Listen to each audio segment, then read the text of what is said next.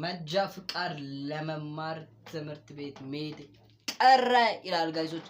በዛሬ ቪዲዮ ይዤላችሁ የመጣሁት በማኑዋል የምትነዷቸው ቤስት የምላቸውን ወይ ዓለም ላይ ቤስት የሚላቸውን የሞባይል ጌሞች ነው ይዤላችሁ ከተፍ ያልኩት ማለት ነው።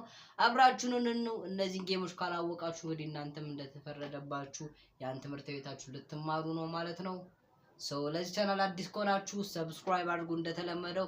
ለዚህ ቪዲዮ ደግሞ ብዙ ላይክ ነው የሚያስፈልገው፣ የምር ብዙ ላይክ ነው የሚያስፈልገውና ላይክ ማድረጋችሁን እንዳትረሱ ማለት ነው። ያው ወደ ቪዲዮ ዋን ያስቀመጥኩላችሁ ጌም ካር ፓርኪንግ ይባላል። ይሄ ጌም በጣም አሪፍ የሆነ የማኑዋል የምትነዱት አይነት ጌም ነው ማለት ነው። እንዲሁም ደግሞ ከዚህ ጌም የሚያስደስተው ነገር የኦንላይን ሞድም አለ የኦፍላይን ሞድ አለው ማለት ነው። የፈለጋችሁት ላይ ገብታችሁ ኢንጆይ ማድረግ ትችላላችሁ ማለት ነው። ጌሙን ከፈለጋችሁ ኦፍላይን ሞድ ላይ ገብታችሁ ያው ማኑዋል እያስገባችሁ የታክሲ አይነት ባይቦችን የሰራችሁ ታክሲ ምናምን ነገር ብር መስራት ትችላላችሁ። በሰራችሁት ደግሞ ብር ካራክተራችሁን እንዲሁም ደግሞ የተለያዩ መኪናችሁን ቪውልድ ማድረግ ትችላላችሁ፣ የተለያዩ ከስተማይዝ ማድረግ ትችላላችሁ ማለት ነው። በተለይ የሚያስደስተው ደግሞ እሱ ጋር ነው። መኪናችሁን እንደፈለጋችሁ ከስተማይዝ ማድረግ ትችላላችሁ። ብቻ ግን ብራችሁን ይጭነቀው ማለት ነው። እንደፈለጋችሁ ሰርታችሁ ካራክተራችሁንም መኪናችሁንም ከስተማይዝ ማድረግ ትችላላችሁ ማለት ነው።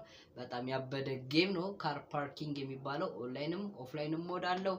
እንዲሁም ደግሞ ያበደ ነው። እንዲሁም ደግሞ የተለያዩ ፎረስት አለው ማለት ነው።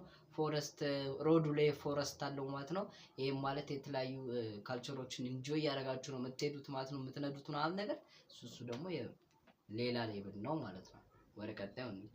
በቀጣይ ወይ በሁለተኛ ደረጃ ላይ ያስቀመጥኩላችሁ ጌም ደግሞ ኦምትሌት ድራይቭ ሲሙሌተር የሚባል ምርጥ የሆነ ሌላ ጌም ነው ማለት ነው። ይሄ ጌም ደግሞ የማላን ሆኖ በጣም ያበደ ሁለት አማራጭ መንዳት የምትችሉት አይነት ሞድ ይዞ የመጣ ጌም ነው ማለት ነው። ይሄም ሞዶች ትራፊክ ሞድ እና እንዲሁም ደግሞ ፍሪ ሞድ አለው ማለት ነው። ፍሪ ሞድ ላይ ከገባችሁ እንደፈለጋችሁ ዘና ማለት ትችላላችሁ። እንዲሁም የተለያዩ የዝለያ ውድድሮች አሉ ማለት ነው። እዛ ላይ የተለያዩ ከትልቅ ታወሮች ላይ ምናምን ነገር በመኪናችሁ ጃምፕ ትላላችሁ ማለት ነው።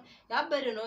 ያው የትራፊክ ሞዱ ላይ ከገባችሁ የትራፊክ ላይኖችን የትራፊክ ላይቶችን የጠበቃችሁ እንደ ትክክለኛው መኪና በማኑዋል ድራይቭ እያደረጋችሁ መሄድ ነው ማለት ነው። የዚህ ጌም ደግሞ በጣም ኦምትሌት ድራይቭ ሲሙሌተር የሚባለውን ጌም በጣም አሪፍ የሆነ ጌም ነው ማለት ነው።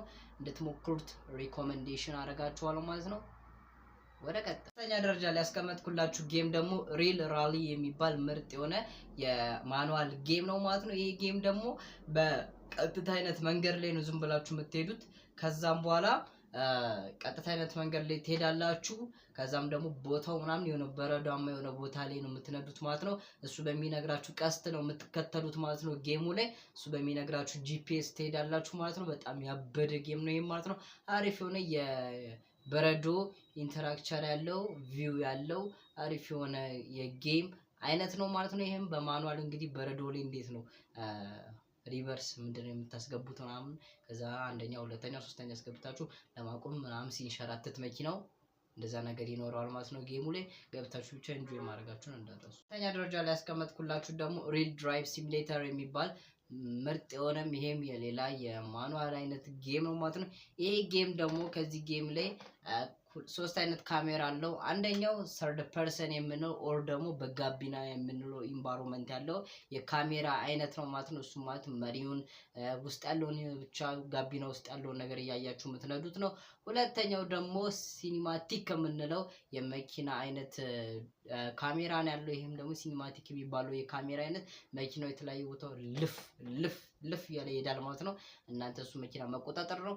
ሶስተኛው ደግሞ የያዘው ጀስት እናንተ አስፋልቱን ነው የምታዩት ወይ ደግሞ የመኪናውን የፊት ለፊቱን ቦዲውን እያያችሁት ነው ማለት ነው የምትነዱት ማለት ነው። አስፋልቱን እያያችሁት ነው የምትነዱት ማለት ነው።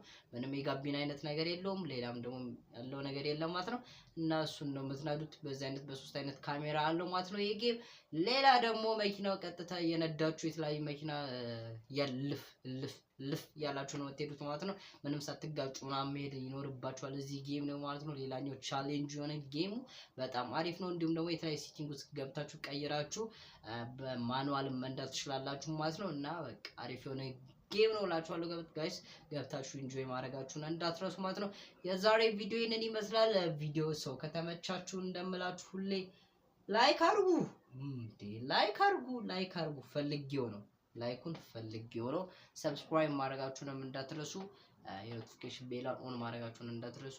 ያው ይመቻችሁ። ፒስ